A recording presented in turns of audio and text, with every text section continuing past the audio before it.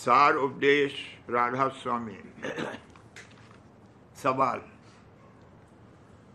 सूरत की धार जिसको जान और रूह की धार कहते हैं, इसको कैसे पकड़कर चलना होता है? जवाब, मालूम हो कि यही धार अमृत और प्रकाश और शब्द की धार है। इसी को नाद और आवाज़ गैब और अंग्रेजी में वर्ड कहते हैं। आदि में ज़हूर कुल मालिक का शब्द यानी आवाज़ से हुआ, और यही आवाज़ की धार हर एक मुकाम पर ठहरकर रचना करती हुई उतरती चली आई है। और इसी धार से मनुष्य और सब जीव जंतु चैतन्य हो रहे हैं, और हर जगह रचना माफिक अपने अपने मौके के जारी हो रही है।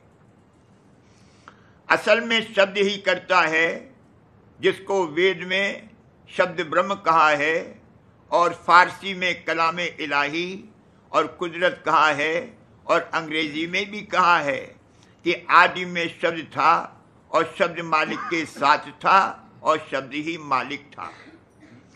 और यह बात जाहिर है कि आवाज़ की बराबर कोई रास्ता बताने वाला और पहुंचाने वाला नहीं है। जैसे कि अंधेरी रात में जबकि बादल हो रहा है और कोई तरह की रोशनी चांद तारागण या बिजली या मशाल की नहीं है, तो जो कोई जंगल में रास्ता भूल जावे, वह दूर से आवाज़ आदमियों की या जानवरों की सुनकर और उसको पकड़कर कोस दो कोस के फासले पर जो गांव होवे पहुंच सकता है। इसी तरह जो कोई मालिक के महल में पहुंचा चाहे, वह रूह यानी शब्द की धार को पकड़कर अपने घट में चले तो मंजिल पर पहुंच सकता है। हर एक मुकाम का शब्द न्यारा है, सो इसका भेद कि कौन आवाज़ को पकड़कर कौन मुकाम पर पहुंचना होगा, भेदी और अभ्यासी गुरु से मालूम होगा। और ये आवाज़ें हर एक मनुष्य के घट में हरदम हो रही हैं, और कोई जीव जंतु शब्द से खाली नहीं है, क्योंकि चैतन्य का स्वरूप और निशान आवाज़ ही है। आदमी को भी बोलता पुरुष कहते हैं, और बोल यानी आवाज़ ही इसका भी स्वरूप है। हर एक मुकाम के शब्द की ताकत और तासीर जुदी जुदी है, और कोई शब्द असर से खाली नहीं है। और संतों ने शब्द को ही नाम करके वर्णन किया है और फरमाया है कि इस युग में बिना गुरु और नाम के उद्धार न होगा। और वेद और अंजील और मुसलमानों की सब मजहबी किताबों में भी इस बात की गवाही मौजूद है।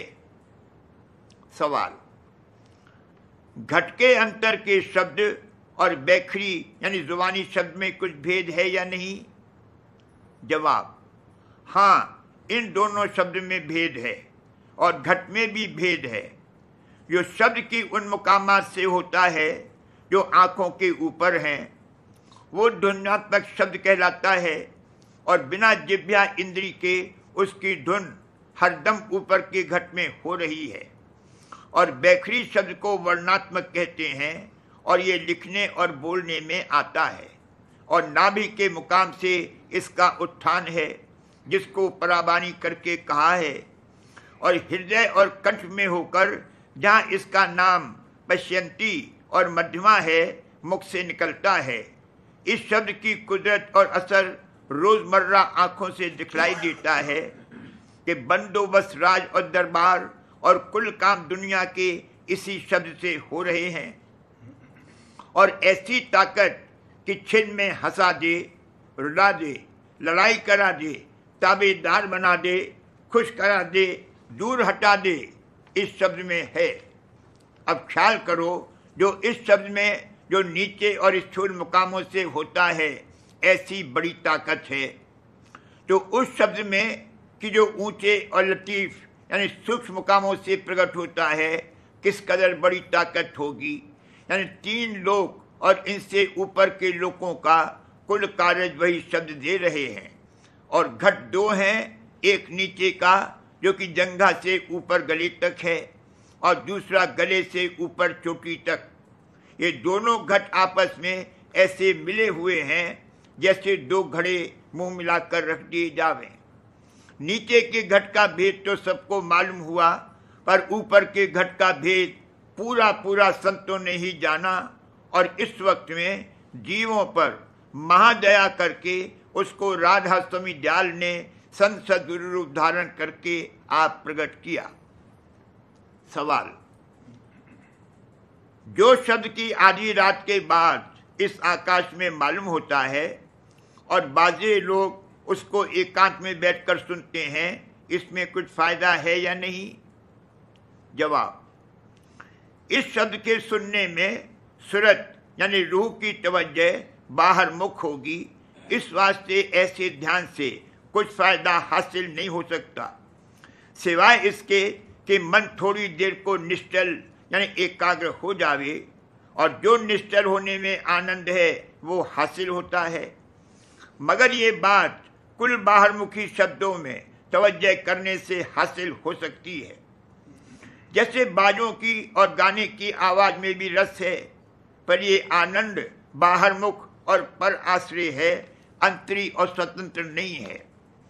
परमार्थ में इन शब्दों से भी शुरू में वास्ते एकाग्र करने मन के बाजी लोग मदद लेते हैं, पर मन और सूरत का अपने स्थान की तरफ को चलना और चढ़ना बिना मदद अंतरी और ऊंचे देश के शब्द के मुमकिन नहीं है। मुसलमानों के मजहब में जो लिखा है कि पैगंबर साहब को मेराज हुआ और वे बुराक पर सवार होकर गए, इसके यही अर्थ है कि उनकी रूह ऊपर को चढ़ी और बिजली यानी शब्द की धार पर सवार होकर गई, क्योंकि कुल प्रकाश और चैतन्यता शब्द ही की है। सवाल, बाजे लोग कहते हैं कि शब्द आकाश का गुण है, इससे क्या मतलब है? जवाब, इसका मतलब ये है कि शब्द आकाश की जान है। गुण जौहर यानी रूह को कहते हैं, और गुण यानी अर्थ उस पदार्थ को कहते हैं कि जिसमें जौहर या गुण रहता है। खुलासा ये है कि शब्द चिदाकाश का चैतन्य करने वाला है, और समझना चाहिए कि जब सब मतों के माफिक आदि ज़हूर या प्रकाश कुल मालिक या कुल भंडार का शब्द करके हुआ, तो शब्द ही सबका चैतन्य करने वाला और करता है। जो लोग की गुण के अर्थ सिर्फ बताते हैं वो दुरुस्त नहीं है।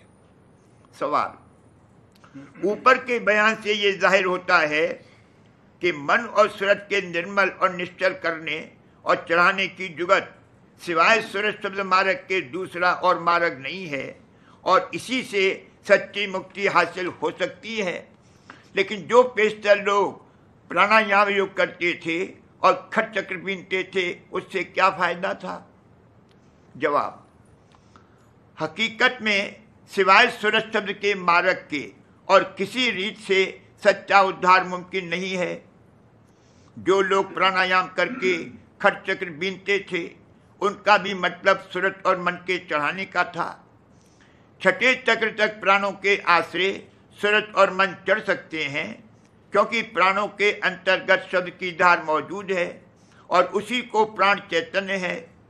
पर छठे चक्र के परे बिना शब्द के सूरत और मन का चढ़ना मुश्किल है, क्योंकि वहाँ पर प्राण चिदाकाश में जहाँ से कि वे निकले थे समा जाते हैं। प्राणायाम का अभ्यास बहुत कठिन है और उसके संयम भी बहुत कठिन है। गृहस्थ आश्रम में इस अभ्यास का बनना मुश्किल है, और विरक्तों से भी विधि पूर्वक बन पड़ना आसान नहीं है, क्योंकि जरा सी बदपरहेजी में खौफ सख्त बीमारी बल्कि मरने का रहता है। इस वास्ते इस समय में ये अभ्यास बिल्कुल मना है, और देखने में भी आता है कि कोई सच्चा और पूरा अभ्यासी प्राण योग का नहीं है। पिछले वक्त में जीवों की ताकत बहुत थी और अभ्यासी गुरु भी कहीं कहीं मिल सकते थे, तो इनके संग रहकर ऐसे शख्सों से जिनके चित्त में दुनिया की तरफ से महावैराग था, ये अभ्यास किसी कदर बन पड़ता था। पर अब लोगों के बदन बहुत कमज़ोर हैं और उम्र भी थोड़ी है, और न उनके चित्त में इस कदर तेज वैराग है। इस सबब से प्राणायाम का अभ्यास बिल्कुल नहीं बन पड़ेगा।